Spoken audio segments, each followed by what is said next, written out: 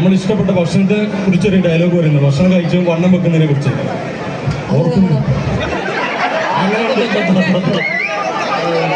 അപ്പോ പടത്തിന്റെ പ്രൊമോഷൻ അല്ലല്ലോ. പിന്നെ അത് എനിക്ക് ഭയങ്കര ഇഷ്ടപ്പെട്ട ഡയലോഗ് ഉണ്ട്. അപ്പോൾ തടിയന്മാർക്ക് ഇഷ്ടമായ ഡയലോഗാണ്. അത് മനസ്സറിഞ്ഞ് പറഞ്ഞതാണോ എന്നാണ് എനിക്കറിയാം. പക്ഷെ അപ്പൊ എനിക്ക് ഇത്ര തടി ഇല്ല, പക്ഷെ അന്ന് പറയാൻ പറ്റില്ല. എപ്പോ ഇത് 3 മാസമല്ലായിരുന്നല്ലോ അത് സന്തോഷം വന്നില്ല കേട്ടപ്പോ. ഇതാണ് ചോദ്യം. അടുത്ത ആരാ ചോദിക്കുന്നേ? ഒരാള് ആ പുള്ളിക്കാരത്ത് വൈകുന്നേരം 4 മണിക്ക് ഇവിടെ നിന്ന് കസര പിടിച്ചിരിക്കുക. ഇടയിലൊരാളെ കണ്ടോ? ചേട്ടന്റെ ഇന്റർവ്യൂ കാണുമ്പോ വീട്ടുകാരുടെ റിയാക്ഷൻ എന്താ? സത്യസന്ധമായിട്ട് മറുപടി പറയണം. അല്ല, അവരൊന്നും അങ്ങനെ കാണാറില്ലെന്നേ. എന്നുവെച്ചാ അമ്മയുടെ കയ്യിൽ ഈ ഫോണൊക്കെ അവര് മറ്റേ കീപാഡ് ഫോൺ, യൂട്യൂബ് ഒന്നും ഇല്ല അമ്മയുടെ പഴയ ഫോണൊക്കെ. അപ്പൊ അമ്മ കാണാറില്ല, അച്ഛനും അങ്ങനെ കണ്ടിരുന്നില്ല. ചേട്ടനോ?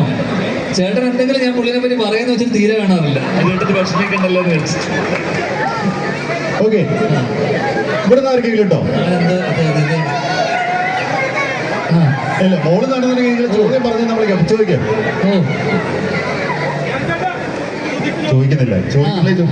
അതെ, മൈക്ക് എവിടെ? മൈക്ക് കൊടുക്ക.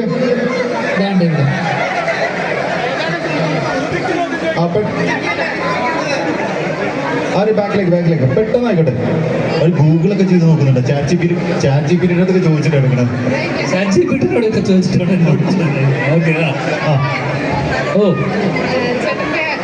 ഭയങ്കര ഒരു ഫാനാണ്. യൂഷ്വലായിട്ട് എല്ലാവരും പറയുന്നതായിരിക്കും, പക്ഷെ സീരിയസ്ലി ഞാൻ പറയുന്നത് ചേട്ടന്റെ ഫാദർ ശ്രീ ചേട്ടനെ കുറിച്ചാണ്.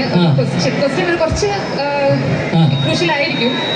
ബട്ട് എന്താ പറയാ, ഇപ്പം പണ്ട് ശ്രീചേട്ടൻ ചെയ്ത ഒരു പടം സന്ദേശം മൂവിയില് പോളണ്ടിനെ പറ്റി ഒരു അക്ഷരം പറയരുത് എന്ന് പറഞ്ഞിട്ടൊരു ഡയലോഗ് ഉണ്ടായിരുന്നു. അപ്പൊ ഈ ഇട ഒരു വാർ ഇവിടെ നടന്ന സമയത്ത് ഒരു ഗ്യാസ് ഇഷ്യൂസ് അതുപോലെ നമ്മളെ ഭയങ്കരമായിട്ട് ബാധിച്ചു, ഇന്ത്യയെയും GCC കൺട്രീസിനെയൊക്കെ ബാധിച്ചു. അപ്പൊ ആ സമയത്ത് സോഷ്യൽ മീഡിയയില്, ഇൻസ്റ്റഗ്രാമില്, റെഡിറ്റിലെല്ലാം ഈ ഒരു കാര്യം, അതായത് ശ്രീചേട്ടൻ അരാഷ്ട്രീയവാദിയായിരുന്നു. അപ്പൊ ആ ഒരു എന്താ പറയാ, രാഷ്ട്രീയത ഭയങ്കരമായിട്ട് ക്രിറ്റിസൈസ് ചെയ്തൊക്കെ ട്രോൾസ് വന്നു. അപ്പൊ അതിനെപ്പറ്റി എന്തെങ്കിലും അതിനൊരു ക്ലാരിഫിക്കേഷൻ കൊടുക്കാൻ, അല്ലെങ്കിൽ അങ്ങനെ ആയിരുന്നോ, അല്ലെങ്കിൽ ചേട്ടന് സോറി ശ്രീചേട്ടന് തന്നതായിട്ടുള്ള ഐഡിയോളജി സന്ദേശം എന്ന് പറഞ്ഞ സിനിമക്കകത്ത് തന്നെ പറയുന്ന ഒരു സീനിൽ പറയുന്നുണ്ട്, ഇപ്പൊ ഇങ്ങനത്തെ നീ സ്റ്റഡി ക്ലാസ്സിന് വരാത്തോണ്ടാണ് നീ ഇത് കൃത്യമായിട്ട് മനസ്സിലാക്കാത്തത്. അപ്പോ നീ ആ ക്ലാസ് കണ്ടിട്ടില്ല. അച്ഛൻ പുള്ളി അന്നും ഇന്നും പുള്ളിയുടെ രാഷ്ട്രീയം ഭയങ്കര അടിപൊളിയാണ്. പുള്ളിയുടെ അച്ഛൻ കൊടികുത്തിയ കമ്മ്യൂണിസ്റ്റുകാരനായിരുന്നു, അമ്മ കോൺഗ്രസ്സുകാരിയായിരുന്നു. പുള്ളി ABVPക്ക് വേണ്ടി മത്സരിച്ച് തോറ്റതാണ് കോളേജിൽ.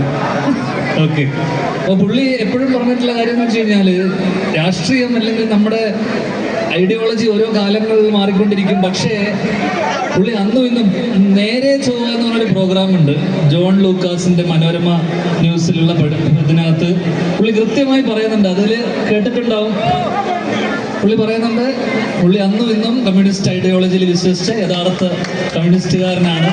അത് പുള്ളി പറയുന്നത് എന്ന് വെച്ച് കഴിഞ്ഞാൽ, ജനപക്ഷം നിൽക്കുന്ന, ജനത്തിന്റെ കൂടെ നിൽക്കുന്ന ആളാണ് യഥാർത്ഥ കമ്മ്യൂണിസ്റ്റുകാരൻ. ഞാൻ അച്ഛൻ മരിച്ചപ്പോ ഞാൻ അച്ഛന് അഭിവാദ്യം അർപ്പിച്ചിട്ടാണ് ഞാൻ ആ ചിതയിൽ നിന്ന് തീ കൊളുത്തിയപ്പോൾ ഞാൻ അച്ഛന്, കാരണം ഞാൻ മനസ്സുകൊണ്ട് വിശ്വസിക്കുന്നു ഞാൻ കണ്ട ഏറ്റവും വലിയ കമ്മ്യൂണിസ്റ്റുകാരൻ എൻ്റെ അച്ഛനാണ്. ഓക്കെ, മറ്റൊരു ചോദ്യം. എഴുന്നേറ്റ്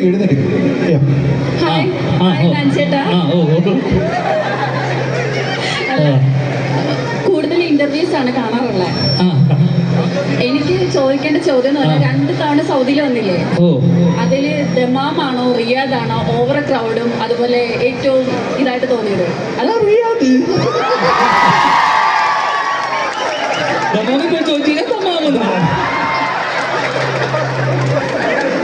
ആരോ പെട്ടെന്ന് എടുത്ത ചോദ്യം. ഫ്രണ്ടിലെ പോട്ടോ.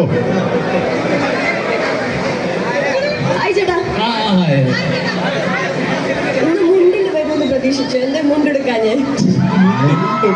ഞാനത് വന്നപ്പോ ചോദിക്കണം എന്തുകൊണ്ട് ഈ ജനത്തിനൊക്കെയാണ് തിരക്കിനിടയിൽ മുണ്ടും ഉരി പോയാൽ പിന്നെ അത് വേറൊരു വാർത്തയാവില്ലേ?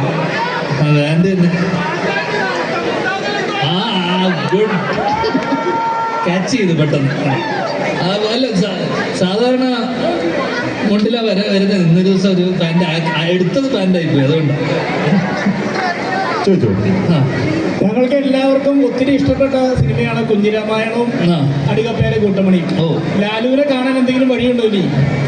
കുഞ്ഞിരാമായണം ഇനി സെക്കൻഡ് പാർട്ടൊന്നും വരാൻ സാധ്യതയില്ല. അടികപ്പേരെ കൂട്ടമണി അതിങ്ങനെ ഇടക്കാലത്ത് ഇങ്ങനെ ഒരു ചർച്ചയൊക്കെ നടന്ന ചിലപ്പോൾ അതിനൊരു സാധ്യത ഉണ്ടെന്ന് വിചാരിക്കുന്നു. സോഷ്യൽ മീഡിയയിലൊക്കെ എപ്പോഴും കാണാം അടികപ്പേരെ കൂട്ടമണി 2ാം ഭാഗം വരുമെന്നൊക്കെ. അതിങ്ങനെ ചർച്ചയായിട്ട് നിൽക്കുന്നുണ്ട്, ചിലപ്പോൾ വരാം. നമ്മളിപ്പോ അഭിനയിക്കുന്ന സിനിമ